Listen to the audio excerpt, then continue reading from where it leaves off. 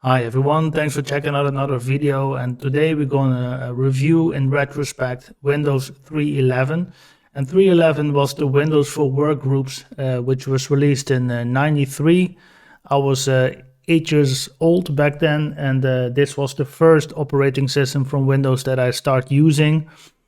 Prior to this, we only had MS-DOS, so you basically booted your computer and it booted in MS-DOS. So you had only a command line and you had basically a floppy drive back then. So you could, it would boot in C, which was the hard drive, and you could go to A, and then you could look at the directory of that of that floppy basically, and then whenever there's a exif or executable, you type that command or the name, in this case, hit enter, and a program would load.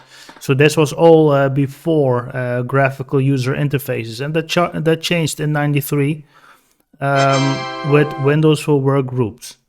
Let's see, I hope it works correctly in the browser, and it does. Wow, this does take me back. File manager, readme, print manager. So this is the main menu where you could access files. You had a control panel, ports, mouses, desktops, keyboard, printers, advanced. 386, let's see what's that. Connection, COM port 1, 2, the printer port, scheduling, virtual memory. Man, I can't really say that I have a lot of active memories when it comes to 3.11, but I do remember small portions of it. Back then I had not really an idea what I was doing actually, and I think I even messed up a few computers with viruses or stuff like that because I didn't know. But I did know MS-DOS, and this was still, because you see it's grouped here in this main folder. That was still a big part of Windows. But you had a few programs like readme. Excuse me. So this was before Word. Let's go back. So close this. Games, network.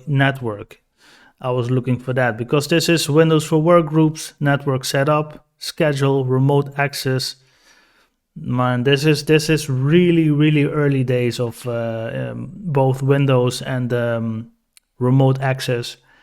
It was targeted at companies, corporate environments that wanted to start using Windows.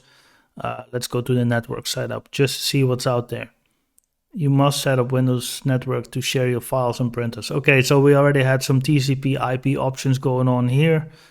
Network drivers, you had to make sure that you had a NIC, network interface card. But I remember that we just saw the interfaces, so COM port 1 and COM port 2. You also had the LTP1 option. Let's go back. Remote access, just a second. I have to see this. Connect your home office network to a remote site. Okay. Let's go back. Let's go back to main. Close. Main. Control panel. We had the control panel, yes, and we had this advanced option. Here, this LPT1 port was your printer port, basically. And if you had a computer like a desktop and that had a printer port, which was also getting standard at the time, and you had a printer cable, and instead of connecting your computer to the printer, you connected it to another computer with an LPT1 port, you could also have some file exchange going on. And remember the first days we played a game like Command & Conquer Tiberian Sun, which had an option for LPT1, and we connected computers and we could do some skirmishes, using the printer port. We didn't even have a router set up back then. We just had individual machines that we connected to this printer port, and data would flow back and forth. So this is really like the early days of computer networking. It's fun to see. I'm great. It works fine in the browser. Games, it's probably the Minesweeper, Solitaire, Heart, It's been in there since 93. So network options, accessories, paintbrush. It called paintbrush back then, not paint. The terminal, recorder. I have to see. You could have. Oh, you can have a microphone, sound recorder, and a media player. This is how it all started, guys. This is how it all started. Let's see what this is. File, open, merge, macro, options, preferences. Playback to the same application, record, mouse, clicks, drags. Okay, this is maybe a screen recorder, or even you could add a video recorder, but I have no idea if you had a editing program back then. Maybe this is it. I don't think so. Why would you do that in 93? But I think it was possible. Clock, object packager, character map, card file. Yeah, old school. Old school. You know, you can have a digital card file on contacts, for instance. If you had business cards, you could type it in here. John Doe. And he lives at 187th Street. In LA or whatever, you know, you could save it and you have like, a card file on all your contacts. Old school. Old school. No. What else is here? I have to look at the audio recorder. There's no driver installed. Makes sense. But you guys remember this? I do. Trip down memory lane. 93. So this was 2 years before 95, and you can tell this is coming off the 80s basically. But again, before this, it was only MS-DOS. This basically, when your computer started, and now it's running inside a DOS box, you had this. So you go to C, and when you had a floppy drive, you go to here, which will probably doesn't exist. You see, but if you go to A. Or in this particular case, I'm in the Windows folder and I want to look at the directory, what kind of files are in here, and we look at window init. So we're going to try to do that and see what happens. Maybe it takes me back to Windows. If not, it's also fine. Win file then.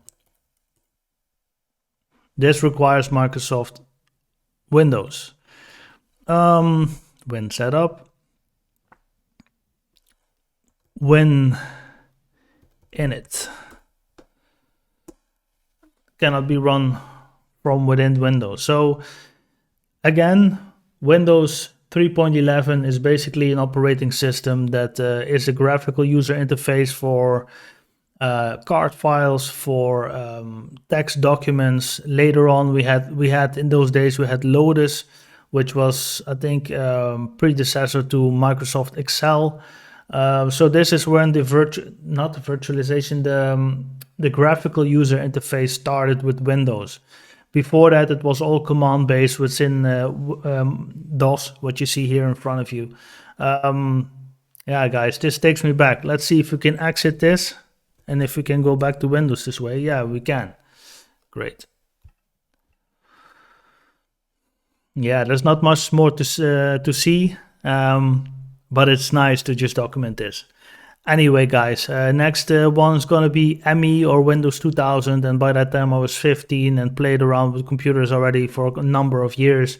So this is really the earliest OS that I ever used, 3.11 for workgroups. I still remember it had to be on a computer like a 286 or a 386.